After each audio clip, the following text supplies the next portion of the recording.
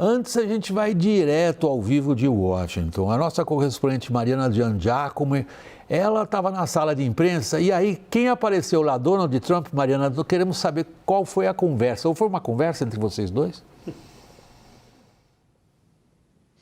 Olha, Vac, foi um dos acontecimentos mais inusitados da minha carreira. Foi uma conversa de apenas 5 ou 10 segundos e Donald Trump disse que amanhã tem uma grande notícia. O que aconteceu? Eu estava aqui, só eu e mais um colega. A sala de imprensa, como vocês podem perceber, está vazia porque a maioria dos jornalistas já foi embora. Eu fiquei aqui, né? Estava aqui trabalhando na questão das tarifas, claro, um anúncio grande, né? Entendendo melhor tudo isso, preparando materiais e daí olhei para frente, ali, ó, naquela parte azul, não sei se vocês conseguem ver, é uma porta. É a porta que dá acesso aos escritórios dos assessores de imprensa. Do nada, estava aqui conversando com um colega, dando risada, né? A gente acaba a essa hora, né? Depois de tanto trabalhar, a gente estava ali conversando, estava meio trabalhando, meio conversando ali, dando risada. Abre a porta, aparece ninguém mais, ninguém menos do que o próprio presidente dos Estados Unidos, Donald Trump. A minha primeira reação, "Hi, Mr. President." Me levantei, fui em direção a ele, né, para cumprimentar.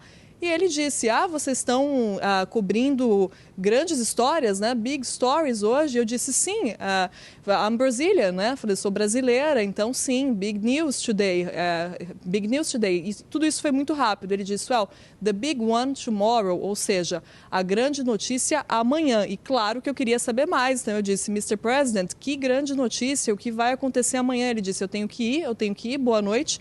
Fechou a porta, se retirou. Não respondeu a mais perguntas e eu fiquei aqui, né, tendo a certeza de que foi o acontecimento mais inusitado da minha carreira até agora e me perguntando qual é essa grande notícia de amanhã. O que eu sei da agenda de Donald Trump amanhã? Sei que ele vai se encontrar com o prefeito de Nova York, Zoran Mandani, que vem aqui para a Casa Branca, pediu uma reunião, encontro importantíssimo. Sei também que ele deve assinar ordens executivas, mas não sei exatamente qual o assunto. Então saio daqui com ainda mais perguntas do que eu entrei depois desse dia de breaking news, de trabalho pesado, em que eu estava aqui já quase prestes a ir para casa e aí aparece o presidente americano sem dar grandes explicações do porquê veio até aqui nessa sala de imprensa vazia, só eu e outro colega aqui conversando, terminando já o dia, e ele aparece e diz que tem uma grande notícia amanhã e vai embora, Vac.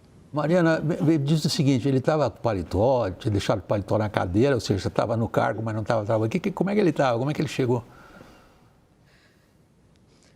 Estava de paletó, abriu ali a porta, ele nem chegou a entrar aqui na sala de imprensa, na verdade, ele só abriu a porta, estava sorridente, abriu a porta e falou, big news today, you're covering big stories today, vocês estão cobrindo histórias grandes hoje. E eu não sei, sinceramente, Vac, se ele ouviu a nossa conversa aqui, ficou curioso mesmo e veio porque eu já ouvi histórias inusitadas assim de Trump aparecendo em outros momentos. Uma vez mesmo eu estava chegando aqui para a Casa Branca e vi Trump andando no telhado aqui da sala de imprensa, que na verdade é uma espécie de uma laje, né? Ele tinha ido na época supervisionar as obras ali do Rose Garden, mas foi completamente inusitado e os jornalistas começaram a fazer perguntas daqui de baixo para ele lá em cima. Então foi um acontecimento parecido.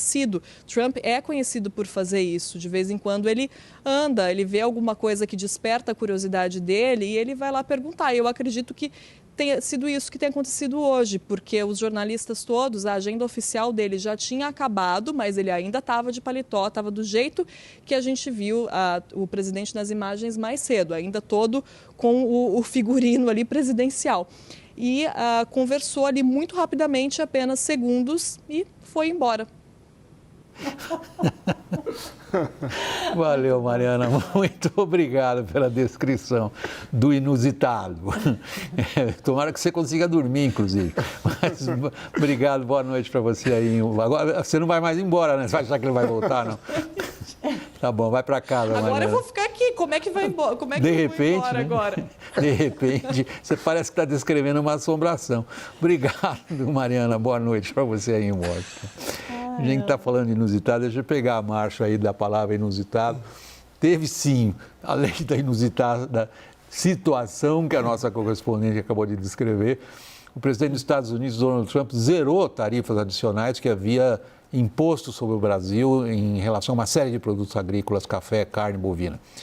A medida vem em complemento ao anúncio feito já na semana passada, quando houve uma redução de 10 dos 50% de tarifas vigentes. Vamos tentar entender o inusitado das mudanças no comércio entre os dois países.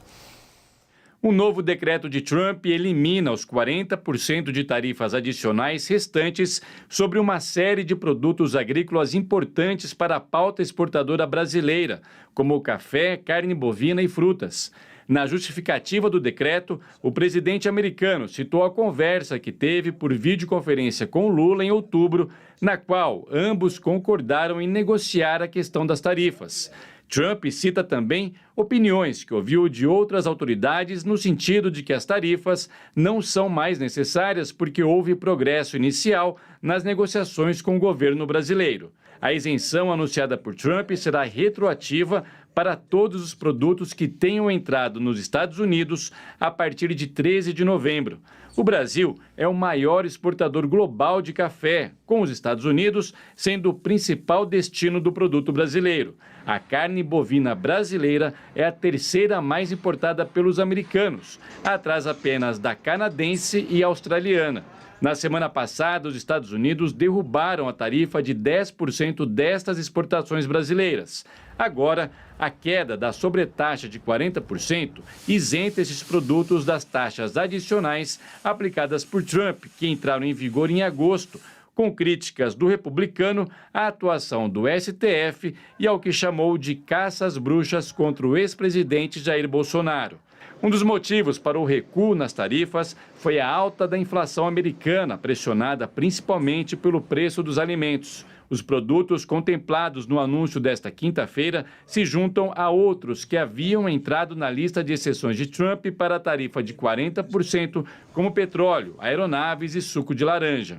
Lula comemorou o recuo de Trump sobre as tarifas. Eu não costumo tomar decisão quando eu estou com 39 graus de febre. Eu espero a febre baixar. Porque se você tomar com a febre muito alta, você vai cometer erros.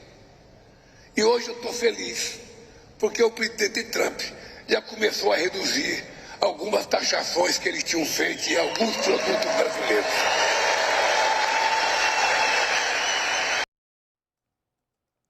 Roberto, às vezes não sei se inusitada é a melhor palavra para definir como é que o Trump trabalha. Você tem também experiência direta com ele, quando você estava presidindo a Organização Mundial do Comércio. Mas o que você entendeu de hoje? Bom, boa noite a todos uma vez mais. Eu acho que a diferença é notável até do que foi anunciado hoje e da redução dos outros 10%, né, das tarifas recíprocas, é que aquela primeira medida ela se aplicava a todos os países, né? Aqueles 10% horizontal, né, das tarifas recíprocas se aplicava a todos os países com os quais sobre os quais os Estados Unidos tinham aplicado essas tarifas, e esses 40% anunciados hoje são com relação ao Brasil especificamente. Apesar de isso ser relacionado ao Brasil e de nós termos conversas e negociações acontecendo, imagino eu, em todos os níveis técnicos, inclusive, não há nenhuma indicação, pelo menos até agora, de que isso seja o resultado de uma troca, né, de parte a parte, de uma negociação tradicional. Ou seja, os Estados Unidos fizeram esse movimento, mas não houve nenhuma concessão do lado brasileiro anunciada, pelo menos, né? Não houve nada que desse a entender ou que indicasse, e fontes que eu procurei conversar hoje me confirmaram isso, não houve nenhum evento negociador que levasse a essa decisão americana. E não é tão inusitado assim, né, William? Porque, na verdade, os Estados Unidos o presidente Trump está com a popularidade em baixa. Boa parte dessa queda da popularidade dele tem a ver com a situação da economia americana. O número do desemprego é o mais alto nos últimos 4 anos, embora não seja muito alto, a economia americana ainda está robusta, mas de toda forma os números já não estão tão bons quanto antes, né? Além disso, a inflação está subindo, e mais do que isso, a inflação percebida pelo consumidor médio, pelo eleitor do Trump, essa inflação está subindo, porque ela se dá no que a gente chama de inflação saliente, né? Aquela que o consumidor percebe. O número geral da inflação pode até nem estar muito alto, mas a carne subiu 20% nos Estados Unidos, a inflação que eles chamam do Starbucks, né? A inflação do Starbucks está em torno disso também, 18%, 20%, alguma coisa desse tipo. São preços que doem no bolso do consumidor. Até ontem mesmo, o presidente Trump estava reclamando das taxas de juros do Fed e ameaçou o Scott Bessent, em tom de piada, mas ameaçou o Scott Bessent, o secretário do Tesouro, dizendo que ou ele dava um jeito no Fed ou ele seria demitido. Isso foi dito, de novo, em tom jocoso, mas foi uma ameaça curiosa, né? Então, a inflação é importante e essa redução dos 40% ataca diretamente esse ponto, tentando reduzir esses preços salientes que se manifestam cada vez mais dentro da economia americana. Nós vamos pegar isso com você, Thaís e Daniel, da nossa perspectiva. Vamos aproveitar também aqui o Lorival, ver da perspectiva da Casa Branca. A gente já viu o que acontece lá de vez em quando, aparece uma assombração lá. O Lorival, ao anunciar essa redução, a Casa Branca diz, houve alguma coisa satisfatória em relação ao Brasil. Roberto está dizendo, não há indicações que o Brasil tenha colocado algo em contrapartida que justificasse isso. Como que essa decisão foi tomada? O que é que você sabe até aqui? Bem, a minha apuração é de 3 fontes nos Estados Unidos que dizem o seguinte: há 10 dias, o presidente Trump se reuniu com Scott Bessent, secretário do Tesouro, e Jameson Greer, representante do comércio dos Estados Unidos, e ordenou a retirada das tarifas sobre os produtos brasileiros que têm uma incidência direta sobre os preços nos Estados Unidos de produtos essenciais, que são produtos ou que os Estados Unidos não produzem, como é o caso do café, ou que não produzem o suficiente, como é o caso dos sucos de laranja e da carne.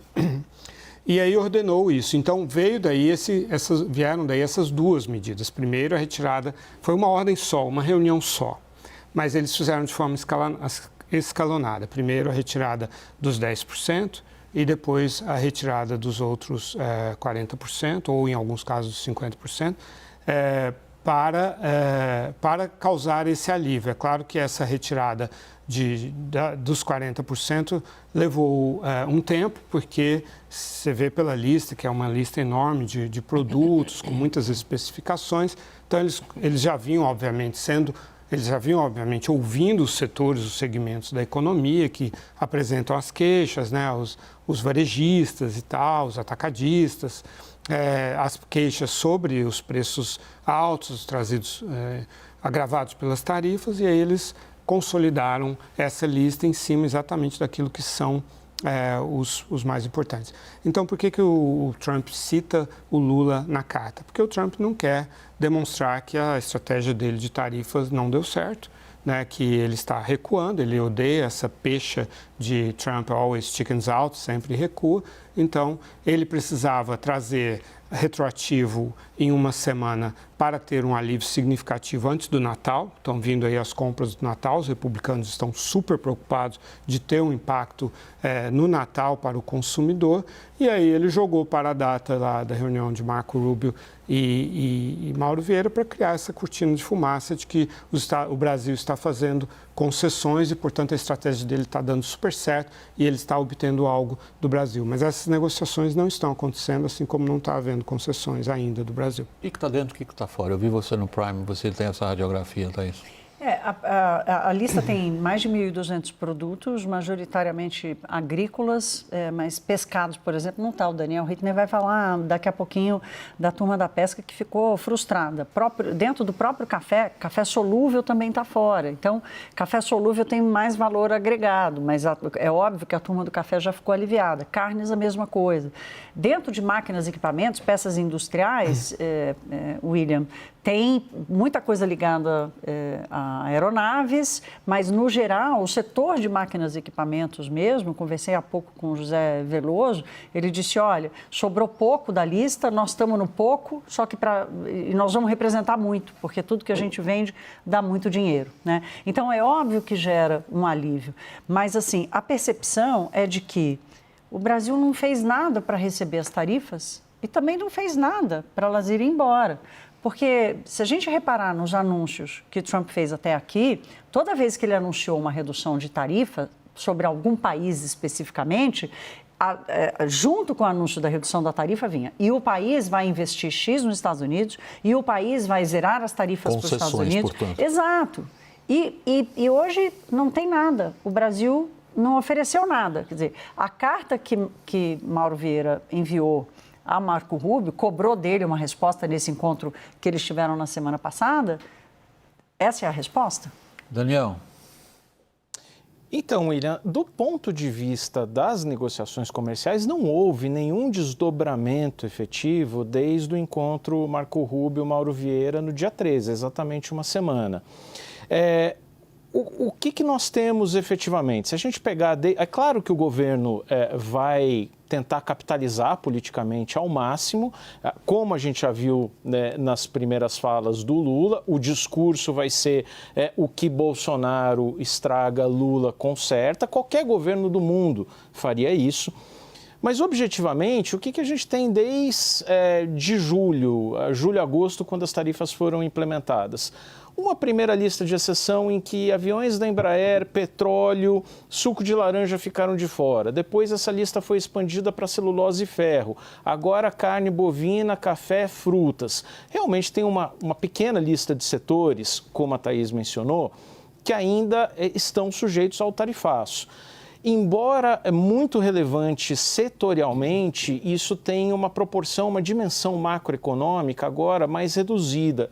As negociações afunilam ali em poucos pontos. Agora, o Brasil não fez nenhuma concessão na área de Big Techs, isso continua irritando bastante, ao que parece, o governo americano. Levou adiante iniciativas de regulação do ponto de vista econômico como um projeto que amplia os poderes do CAD. E o governo alguns setores do governo, pelo menos, têm consciência de que é preciso entregar alguma vitória para Donald Trump. O setor do etanol, as alíquotas de 18% para importação de etanol americano, o setor de etanol já está rifado pelo governo. Isso muito provavelmente vai ser entregue. Agora, o governo ainda não conseguiu empacotar nada que seja apetitoso para a gestão Donald Trump apresentar para o seu público como uma vitória. Roberto, como é que a gente deve entender? O que parece, pelo relato de todos aqui na nossa roda hoje, é que se trata de uma decisão unilateral, motivada por esses fatores que vocês já esmiuçaram, já detalharam, eu não vou resumir todos, mas basicamente o descontentamento do consumidor americano. Agora, desde a primeira hora, Roberto, você está envolvido em negociações e tratativas com os Estados Unidos. O que está sendo produzido, na verdade? Nada? Tudo depende só do Trump? Não, acho que não. Com certeza, conversas estão acontecendo. As informações que eu tenho, inclusive de dentro do governo americano, é que o governo brasileiro assinou com algumas possíveis ofertas interessantes, por exemplo, na área de terras raras e minerais críticos, na área de data centers também, facilitando investimentos e diminuindo tarifas, coisas desse tipo. Acho que etanol está sobre a mesa, eu não tenho clareza sobre como e em que forma, mas etanol está sobre a mesa com certeza. E como o Daniel acabou de falar, a parte de internet, de tecnologia da informação, também faz parte dessa conversa. O que eu entendo e que eu ouvi até agora é que essas conversas iniciais foram boas, foram positivas, mas ainda falta muito a ser percorrido. Há uma certa vontade dos Estados Unidos de acelerar um pouco essas conversas, mas ainda não sentiu muita atração da parte brasileira no que diz respeito às ofertas de maneira mais concreta. Mas esse clima minimamente positivo, com essas ofertas sendo colocadas sobre a mesa, eu acho que facilitam tudo isso. O fato de o presidente Trump não ter aberto tudo, não ter retirado tudo, todas as tarifas, né, ou excetuado tudo dos 40%, a meu ver, e aí eu estou falando apenas como chapéu de negociador, tá? Com o chapéu do negociador. Ele está guardando alguma coisa na manga para poder negociar esses acordos que possam se manifestar nessas outras áreas que ainda não foram totalmente cobertas, né, e discutidas até agora.